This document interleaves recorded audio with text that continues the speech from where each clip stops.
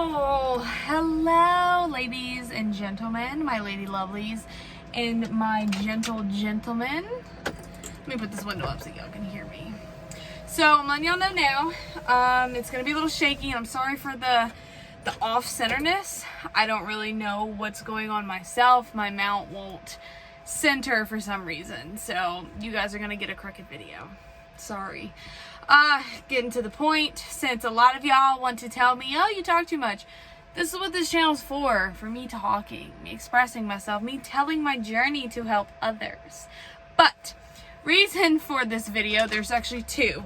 First of them, which I'm the most excited about, is we hit 1,000 subscribers. Guys, my channel is finally official! Yay! Actually, I have 1,079 right now. So to everyone, see what I mean? Shaky. To everyone who has followed my journey and followed, me between Instagram, subscribed here, thank you so much. You guys have no idea what this means. As soon as YouTube actually verifies me, we will be going live. This is really bothering me, but, it's still not. See, it's either one way or the other, so I'd rather be leaning to the right than to the left. But, so we hit 1,000, just wanted to kind of update you guys on that. But the next thing that I wanted to talk about was 6 months. So, I've officially have 6 months of verifiable Class A CDL experience. Y'all didn't think I would make it this far, did you?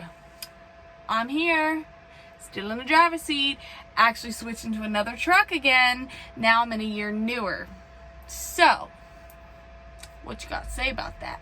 I'm still here. Everyone who told me I couldn't do it, then everyone who told me I wouldn't last, I'm still here in this driver's seat. See the steering wheel? I'm here. It's supposed to be positive. Bring it back. So now I have 6 months of verifiable experience. All I wanted to do in this video was tell you guys about my subscribers and talk to you about what my 6 months has held in it. And the next video I'm going to upload, which I'm going to do two separate, is I'm going to do one more for you guys this week. So I know I've been kind of MIA, but it's been a heck of a couple weeks, and you will find out why. 6 months. Okay, so it's really been almost 9 months, but I'm only counting my time with the company I'm at now. Why am I doing that? Because honestly, with Swift, I feel like I wasn't, as soon as I got out of the training portion with my trainer, I was kind of like, deuces. So, that's why I'm not really counting that. So I have about 8 to 9 months total. I'm not trying to count months right now, but 6 months with the company I am with now.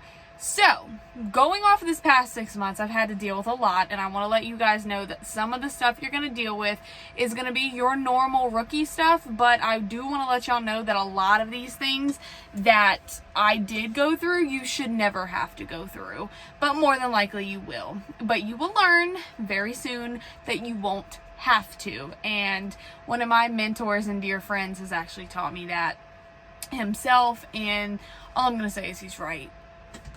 So, okay, get this started. 6 months. So, of course, I was with Swift for a very brief period of time. That's where I got my training. No, I did not get my CDL through the Swift school, but yes, I did go for their training portion with a mentor. So, we're not talking about that. We're talking about the new company. So, I get to this new company. I'm not considered inexperienced, but I'm not considered experienced. I'm just kind of somewhere in the middle. So, I had to do a check ride with another trainer, which was with my dear friend, which he will be on the channel soon. So, I can't wait for that. And, I was with him for about a week. So about 4 days total with him, about a week. It's basically just a check ride, just to make sure I know what I'm doing. Did I know what I'm doing? No, but I did know the mechanics behind this vehicle. So I was with him. I believe we went to New York. Most of it, I can't really remember a whole lot of other stuff, but it was a quick week. And then I was moved to my own truck. So when I was moved to my own truck, I actually got an old truck. It was a 2016, I believe. I want to say it was either 16 or 17. So it was old, and it was one of the real square-nosed Volvos. That was my first truck, and of course I had a name for it, which was Worm, I think I called it. I don't know. So I was in that truck for a while. You know, it had more miles on it. It was close to 500,000. And basically, I'm assuming this is kind of their test phase. Like, are you going to mess up our equipment? So typically the company I'm with now, they like to sell their trucks when they get around $500,000. So it was almost a 500,000 anyway. I guess if something were to get scratched, it was no biggie. It wasn't like I was out here wrecking like a 2021. So that was their trial phase, and I was considered regional. So I would run basically the East Coast from as far up as Massachusetts and as far south as I believe like Georgia-ish. So don't quote me on that. But my first months in the truck, I went to New Jersey, New York, Pennsylvania, West Virginia, and Maryland.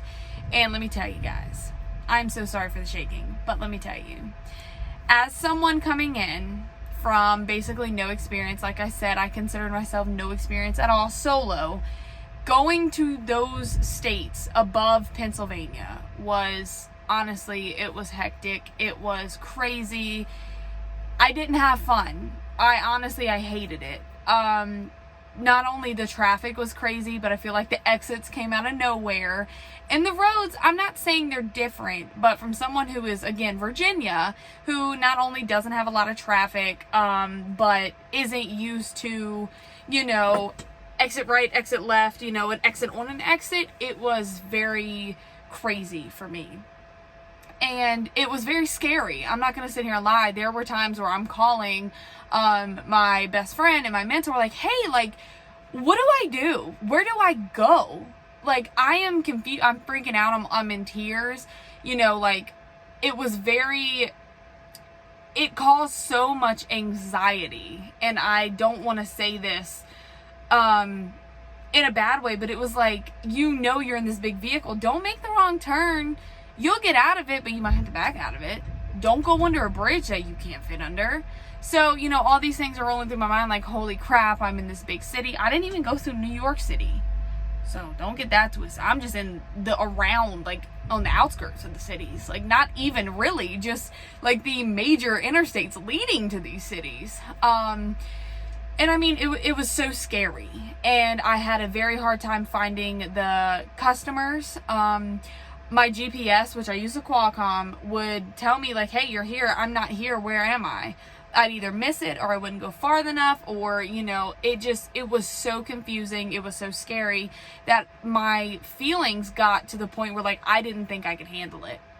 And it was mainly my upper north states above Pennsylvania. And even, you know, my southern states, like, it was just, normally the ride there was smooth, but the last 20 miles was so just anxiety ridden, because I was like, oh, what if I can't find this place? Like, you know, what is the backing situation like? What is the parking situation? Am I gonna have to do a U-turn? Like, what kind of street am I gonna be on? So, rookies, if you are feeling that, trust me, it is normal. I'm pretty sure almost everyone goes through this phase. And again, like, this was up until about 3 months, I felt like this. And finally, as I learned, like, hey, you have to figure it out. And that's kind of the light bulb. Like, you have to figure it out. If you pass that place, you have to figure out how to turn around and get out of there. You have to figure out, like, where this place is. Honestly, there's no turning back. And that's something to think about with this. Like, yes, we are in a big vehicle. Just make sure the place you are pulling in, make sure you can get out. Like, don't pull into a blind alley and just be like, oh, I can get it. No, some of these things end abruptly. I had that experience with Swift, where I had to basically make a U-turn in a regular roadway that just abruptly ended. Like, was I following GPS? Yes. But should I have kind of paid more attention? Yes. And I learned that the hard way and had to figure it out at 3 a.m. So, trust me, rookies, and I'm sure some of the vets on here, you guys can back me up. This is a normal feeling. And I'm not necessarily saying it's always anxiety, but it's a little bit of panic. It's a little bit like, and it's always like, as I was getting my load assignments, I'm thinking, okay, Oh, I thought someone was at my door. I'm always thinking, oh, I'm going to New York. Great. Oh, I'm going to Jersey. Great. Well, guys, that feeling, that changes. Now when I see New York, okay, I got this. When I see Jersey, okay. It's another load now, because I know, not only do I know how to navigate the roads and the traffic better, but I also know, hey, like, you're okay. You're going to find it. You're going to get out of it. And as long as you keep that mentality, you'll be okay. Now, I'm not sitting here saying, go, 90 miles an hour. I'm going to be okay. I'm going to get out of it. Or turn down some random road. I'm going to get out of it. No. Have common sense about it. Just have common sense. Just calm down, relax, because when you panic, that's when some of the scary situations start to happen. You're going to do something that is out of character, or, you're going to do something in a panic that could cause an accident, or just a, preventable incident. So that was about the first 3 months, and I was all over the place. I did go south some. I'd say my first 3 months I was more focused on how to find these places and the backing situations. Honestly, the backing got easier every week. It was like, okay, and especially if you go, like, repeat the same places, you learn how to get in there. So there's this one place, and it's really tight, and I learned how to inch back, and finally get in the dock. Because what was happening was, I had to make major movements with my trailer, but I couldn't, because where my truck was, I was in between literally a fence and a dumpster. So not only having someone talk me through it, who has been there before, but also kind of just paying attention and remembering these things if I ever come back. And eventually that will click in your mind to where you see those similar setups and similar situations. You think, okay, this can be an easy 45. Okay, this can be an easy straight back if I just turn and then turn forward. Trust me, the backing started to get easier after about 3 months. And some take longer. And if you are on your 6 months or even a year still struggling backing, lady or gentleman, it is normal. I still struggle. I am a rookie. But I'm telling you this now, if you think, if you hear these people on YouTube, Instagram, whatever you may follow, oh, I was good at backing out of class. I was doing parallels at truck stops right out of class. Okay, if that's you, then fine. I'm not saying you didn't, but I'm telling you it's normal if you're not. I still struggle to back. I cannot, and you guys are going to make fun of me for this, I cannot do a 45 to save my life. I am better at a 90-degree back than I am a 45. My setups are horrible still. Now they're starting to get better. I've noticed the last 2 weeks, they're getting better. But I'm telling you, all this stuff is normal, so don't worry about it. Don't pressure yourself to where you want to quit just because you might not be up to par with someone else. That's another big thing I learned. Stop comparing yourself to other people, especially in this industry. People learn at all paces. I learn some things at a faster pace, like going forward. I can go forward all day long, going back, parallels, forget it. I had the longest time struggling just to learn how to get my trailer straight, going forward. So I just want to throw that out there. I know we kind of got off on a tangent, but don't compare yourself to other people, especially when it comes to your learning pace, because as we all know, even in school, everyone learns at a different pace, and it is okay as long as you are not really messing up. Like, I mean, hitting people, hitting objects left and right, which, again, I want to tell y'all, as a rookie, I'm going to say something. Hitting something is almost going to happen. Whether it's a scrape on another trailer, which I have not done. I didn't do that with Swift. Or nicking something. And I'm not talking about crashes. I'm not saying that's normal, but I'm telling you, you will mess up, and it's okay. I'm not sitting here saying that crashing, running into people is okay, but those small little incidents, trust me, ladies and gentlemen, they're gonna happen. I've seen it with almost everyone I've talked to. I've experienced some little things like that whole U-turn thing. That happened. That could have been an incident. Should have been an incident, because Swift has a very stern no U-turn policy. I made a U-turn in the middle of the road. In like a regular, like, one way this way, one way that way road. So, I'm just saying that's normal. What else happened in my first 3 months? So, like, the anxiety of finding these places got better with time, and I do want to come back to that because what you want to do is just read signs. Like, really pay attention to your road signs. Like, when you're about 3 miles or even 2 miles from the place where you're going, start reading signs. Hopefully your shipper will have a sign saying, truck's here. Typically don't turn into employee parking lots. That's another tip. So that got a lot better. The backing situation is continuously getting a lot better, and it is normal, even when you're 3 months in, to not be the best. A lot of things that I did go through was dispatch. I started off with a dispatcher, great at their job. I mean, great. Kept me moving. I was running. Like, I mean, every day I'm doing, 12 hours in a sleeper berth. I know. 12 to 13. I was rolling.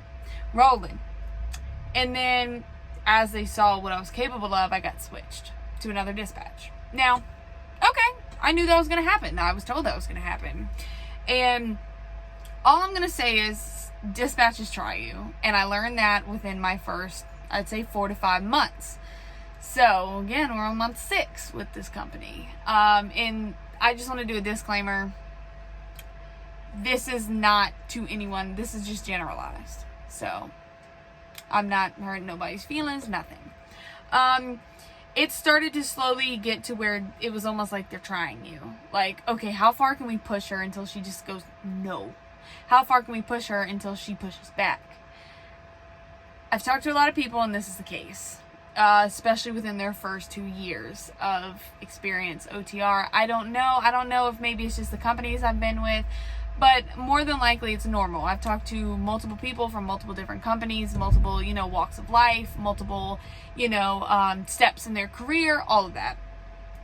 So they were kind of pushing me to see not only like what I would put up with, but different types of what I would put up with. So first it started off with, screwed up times. So they would give me a load that has to be, in Carolina by 7 a.m. Yet in order for me to drop the load I have off now, I have to drive till 10 p.m. I'm at the end of my clock, so all of us know that's not possible. If I have to do a 10-hour reset, there's no way I'm making it. So it'd be things like that. It would be things like waiting, sitting around, and that was closer to month 5 where I was like, this is enough. So, one thing I want to share with you guys, don't be scared to say no. I learned that the hard way because my sensitive little butt would always suck it up and be like, all right, I got you. And then I'd get hit with a late load, which we get bonuses. So, now I don't get my weekly bonus. I didn't say nothing because I didn't want to be a problem. And then I turned into a problem driver in the eyes of some, simply because I said no one time. That will happen. I learned that the minute you say no, you are the bad guy. But remember, and I was told this, we are in charge, honestly, of what we do. Yes, we do not get to pick our loads, and we do need dispatch as much as we need them. We do. They need us. Remember that. So, if they're sitting here making, and this is all in what company you go with. My company promises us home for our resets. That's one of the biggest perks. We get home for our resets. Well, when they start telling you have to stay out, unless you want to, but you should not have to feel bad for saying no. If they threaten you, okay, I do know what I signed up for, and honestly, I know my CDL is valuable. Not only to me, but to other companies. I can have another job in 2 weeks. Again, I'm not telling you guys to go out here and be ignorant, but I'm letting you know, hey, you need to say no sometimes because they will try you. I learned that within my first 5 months. That was when it ended. Like, I was done. Other than that, I learned different things. There's just so much within the 6 months that I've learned and I've picked up on in this industry that it's crazy. I've kind of learned more of how to carry myself, not only as a professional aspect, but I'm going to bring it up again. But as a woman, I've learned how to carry myself. I've learned how to get out of situations I don't want to be in. I've learned how to honestly protect myself in different ways on how to live life out here. I'm not really going to go too far on that because I do in all my other videos. But another big thing that I've learned, and this is one of the biggest ones that I want to point out. So at 20 minutes and 30 seconds, you guys tune into this and listen if you don't listen to anything else. Having your CDL working for a company, going especially to a company that is big, even small. It's not just a job, it's not just a career, it is a lifestyle. And when they say it, believe it. I did not believe it. I was like, even though this is the career I want, I'm going to be fine. It's going to be like a walk in the park. It's going to be like any other job. I'm here to tell you that's not the truth. That is not the truth. So here's the biggest changes. I'm no longer at my house every night. I'm in a vehicle in a truck. That's the first one. I'm confined to this space. So I'm used to a house, now I'm in a truck. Eating situations, I don't always have access to a stove, a microwave, pots and pans. Again, I'm in a truck, and this is starting out. I no longer can just stop and then go use the restroom or make a phone call or be on my phone. No, I'm in the seat and I'm driving. I can't just get out and walk. I can't go to the gym every night. I can't eat anything I want. I can't get in my car and go to these places. I'm restricted. This is a lifestyle change. Relationships will change. And why am I so intense? Because I'm trying to get it through to you. Relationships will change. Health will change. Health will change, everyone. It's just so much. Your sleeping patterns, they will never almost be consistent unless you're maybe dedicated. Even then things get messed up. And I'm not saying any of these things are not possible, but it's such a change. Your weight will change. I told myself I will not gain more than 5 pounds. Here I am 20 pounds heavier. I think. It has to be. In 8 months. I went from a job where I was standing 10 hours plus a day to now I'm sitting 14 hours plus. And then I'm eating and going to bed. It's a complete lifestyle change. I don't get to see friends. I don't get to go to events like I used to. I don't get to hang out after work, with the people I love. My relationships has changed. I've lost best friends. I've lost a lot of best friends. It sucks. It's not either of our faults, but I'm not home. I'm not available. When they call, I can't answer the phone because I'm more than likely driving or I'm asleep. So. But, I will tell you, this is worth it. It is worth it. To me, it's worth it. So, it's kind of a couple of the things I've learned within the first 6 months. Currently, I got my big break. So, I'm actually doing something a little different, which I'm not really going to go into detail. Just know I'm doing something different. I'm no longer technically doing the same thing I was before. But yes, I'm still technically regional. I am with the same company still, and I am happy. And that is what I will tell you. You will have to go through some dirt. You will have to get dragged through the mud. You will have to get stuck in accidents, stuck in weather. You will have to sit. You will have to do your due before you get to your break, your big break. It's going to be hard work. I'm not going to lie. There have been times where I want to give it up, where I don't even want to be in this industry, where I never want to see another truck again. But at the end of the day, it's worth it. It is totally worth it. And that, everyone, is going to be my next video. I'm going to go ahead and make it tonight. That way I'll be able to post it later. But having a Class A, Class B CDL will change your life. It will. Mostly for the better. Some for the worst. And I will go through them all. But that will be on my next video. So, to all of you, closing this video. We're almost at 25 minutes, and I kind of want to keep it short because I am at the shipper, and I'm hoping that I will be ready soon. But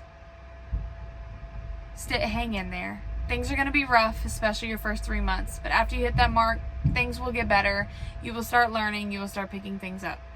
Until then, do your research. Listen to the people who are trying to help you.